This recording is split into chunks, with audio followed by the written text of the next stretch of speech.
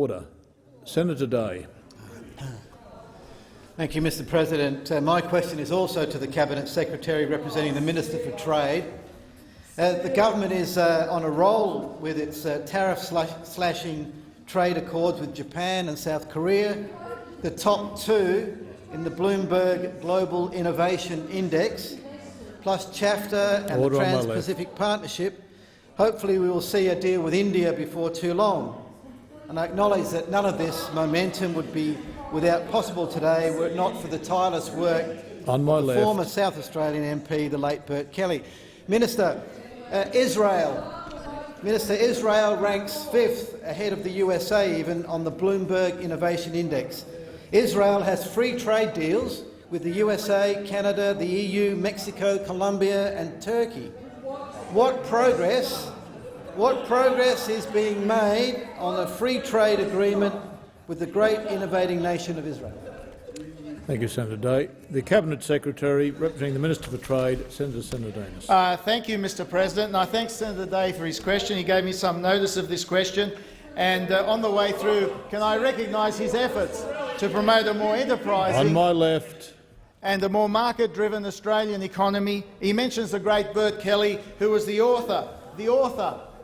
thought leader when it came to slashing tariffs and encouraging a less protected Australian economy.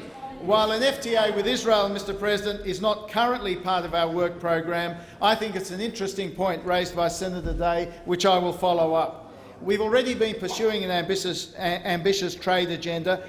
I've already mentioned the trade agreements in East Asia. We're also working on the Regional Comprehensive Economic Partnership and bilateral free trade agreements with India and resuming talks with India. But you raise a very good proposal.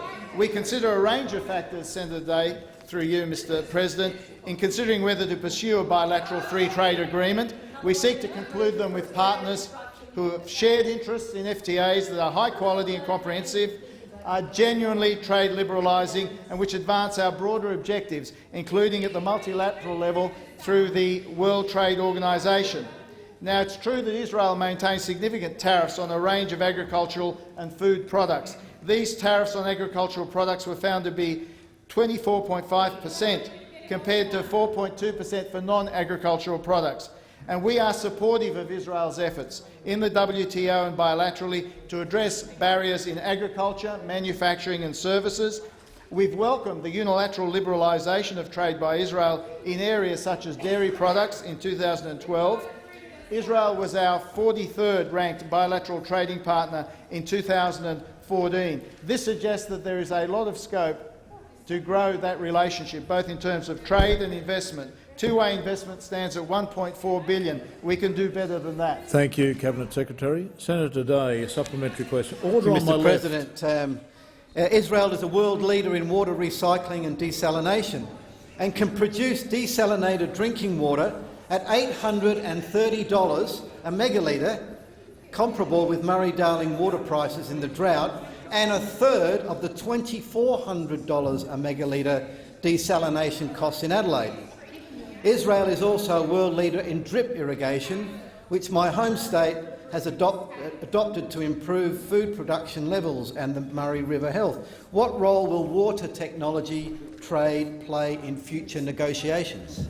Just before I call the Minister, Senator Wong, point of order. I do have a point of order, and I read your note to senators, Mr President, which actually addressed this issue about supplementary questions and made the very salient point that the fact that you mention some aspect of subject matter which is the same does not make it a proper supplementary. I'd suggest to you it's not a supplementary question.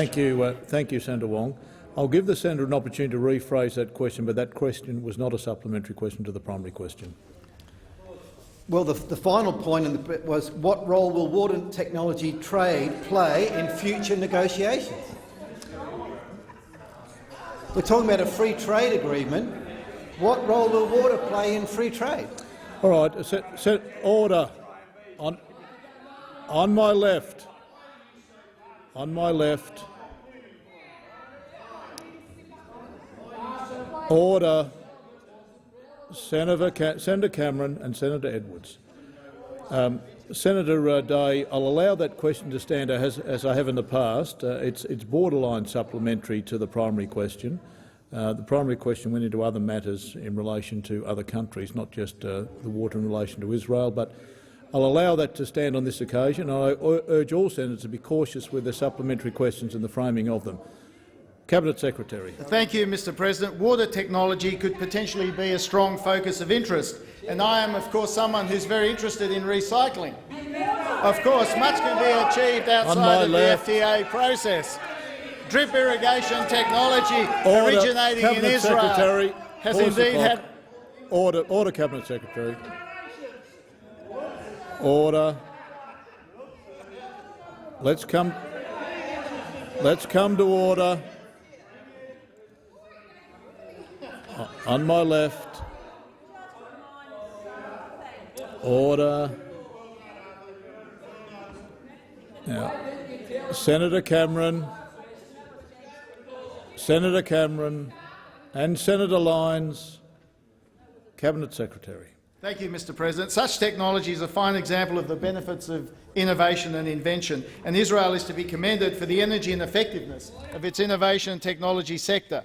Israel spends an OECD high of 4.2% of GDP on R&D and has the third largest number of NASDAQ listings after the US and China, a remarkable feat for an economy of its size, and has one of the highest start-up densities in the world. In recent weeks, the Prime Minister, Mr Turnbull, has stated innovation will and must be at the heart of public and private sector activity to drive future growth and prosperity. We have much to learn and share from Israel. That's why, as I mentioned earlier, Israel's chief scientist, Avi Hassan, is in Australia this week, exchanging views and insights with Australian Cabinet Secretary. innovators. The time for answering the question has expired. Senator Day, final supplementary question. Thank you, Mr President. My primary question was, can we have a free trade agreement with Israel?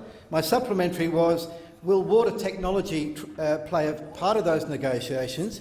And my supplementary question is, in what other areas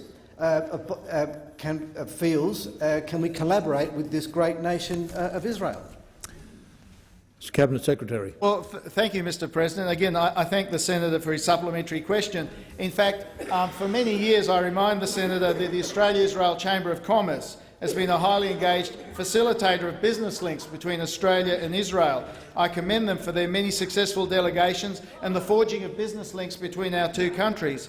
We're always looking for new areas of promise in Israel and elsewhere, as I know the business community is. One of the frustrations has been, through you, Mr President, that we've not always followed up appropriately on those delegations and identified the opportunities and then acted on them. And I think the framework you are setting up, Senator Day, through you, Mr President, would be one that would provide an opportunity for us to recognise areas where we could not only collaborate on trade and investment and the exchange of technology through other agreements that we could make. I remind, if it's not already known, I remind the Senate, through you, Mr President, that the Minister for Industry, Innovation and Science, and indeed the Attorney-General, will be travelling to Israel next month. The time for answering the question has expired.